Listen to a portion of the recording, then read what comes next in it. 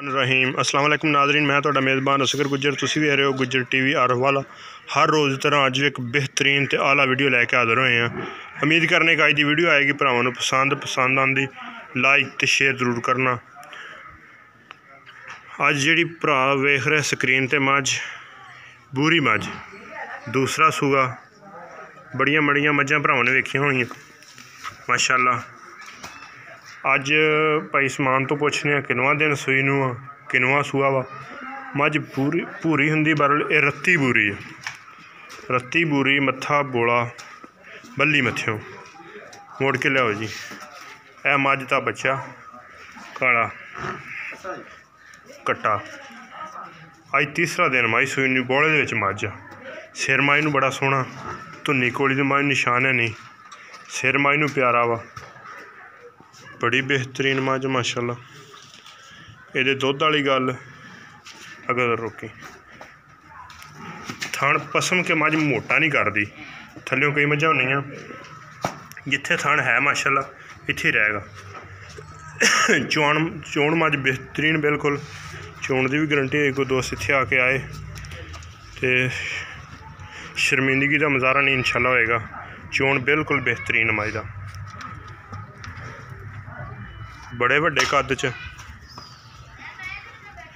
बरीक चमड़ी, धुन्नी कोली तो बिल्कुल साफ, थल्यों माशाअल्लाह बड़ी वड्डी है, बरीक पुछल, रत्ती बूरी माशाअल्लाह, बड़ी बेहतरीन मझ। मुड़ के लियाओ जी समान साहब।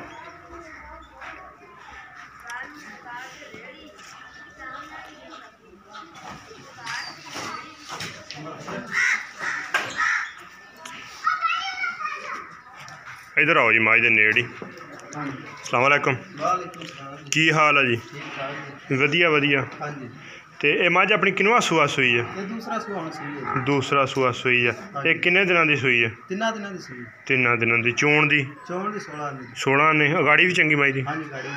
किन्नी होए? किलो तो ज्यादा होनी है, तो बोले चाहिए फिर दुध दे साथ। अच्छा, ते दुध दे को किन्ना वा? दुध अजे तो 9-10 किलो है सारा। अज तीसरा दिन आ, बिल्कुल बौले च मझ आ, तीसरा दिन अज इत्थे करो जरा रुकी। तो यदी की हैगी प्यार मोहब्बत वाली रेट? 4 लाख रुपया। ये कमी पेशी मौके ते हो जाएगी, कमे तो कोई दोस्त आए तो मौके ते हो जाएगी। तो अपना मोबाइल नंबर? 0349 हाँ जी 71 98 287। अपने अबू दे? हाँ जी। दोबारा 0349 हाँ जी 71 98 287 0301 36 96 724। दोबारा फिर बोल दो। 0301 हाँ जी 36 96 724। ये जायज़ दा? ये जायज़ दा। दूसरा टेलीनार वो की है? 0349 हाँ जी 71 98 287 287। मझ भरा कैमरे की नज़र आ, अगे को रोकी जरा। पिछले दोवें पैर सफेद आ,